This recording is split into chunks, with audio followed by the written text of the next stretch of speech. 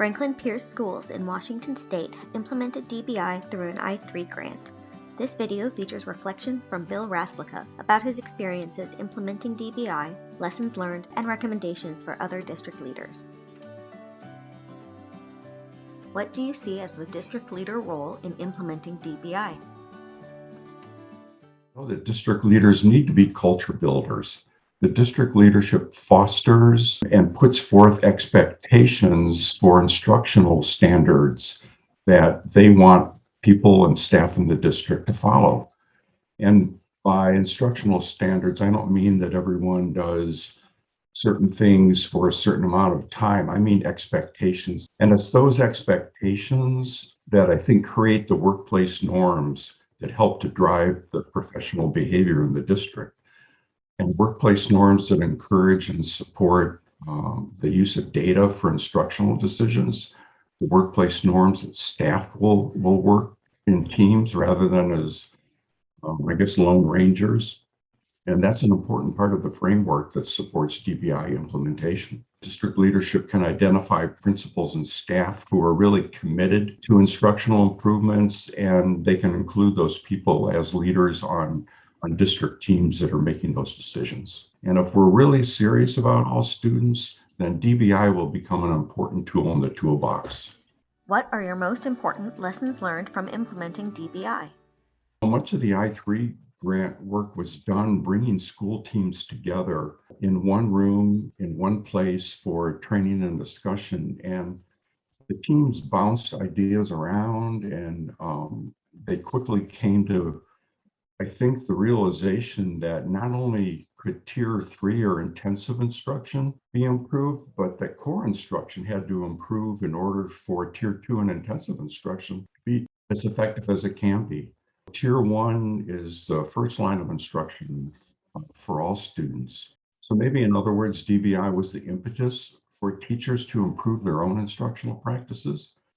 It taught me and reminded me of the importance of continuous improvement cycles and how cross-school trainings can be a critical component of continuous improvement. I think another lesson for me was, and this was an important one, that school district leaders need to become comfortable at learning as they go.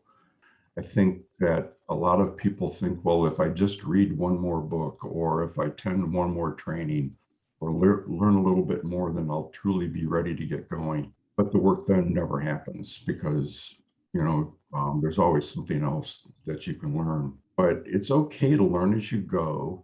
And if you do, then I think you find out that you may not need additional resources, but it's a matter of repurposing funds and changing people's roles and functions. So during the I-3 work, school teams would make comments that if, core instruction just improved in this area or in that area, then fewer students would need Tier 2 or intensive instruction. If you start with Tier 3, as DBI does, the changes and innovations will ripple through the system, through the tiers, and cause improvements in Tier 2 and in core. So it's really not a linear approach. There's a lot of people think that, you start with core and core needs to be perfect before you can move on to Tier 2 and to Tier 3. Improvement can begin anywhere. I say just get started where you can and just get better at what you do.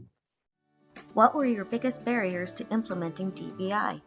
One of the biggest barriers to effective implementation is just the lack of understanding and then consequently support for embedding evidence-based practices into the instructional routines of the district and schools. I think that district leaders can overcome that barrier by, again, having expectations that evidence-based materials and practices are the workplace norms, and then explain the rationale for those decisions.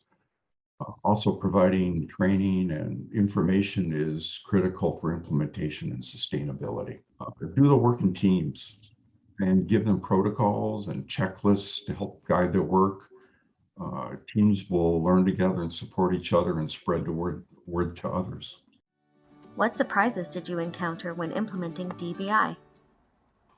I was surprised by how much DBI implementation affected teachers and refined the district's MTSS framework One of our intervention teachers was leaving to teach overseas, and before she left, she was nice enough to send a note expressing her appreciation for the support she had received. But then she went on to say that the DBI implementation was the best training that she had ever received. And so just how DBI affected the individual teachers and how they approached their work was a really nice surprise for me. And, I thought, after I read that note, well, isn't that what it's really all about? Getting better at what you do by using student data to inform your instruction.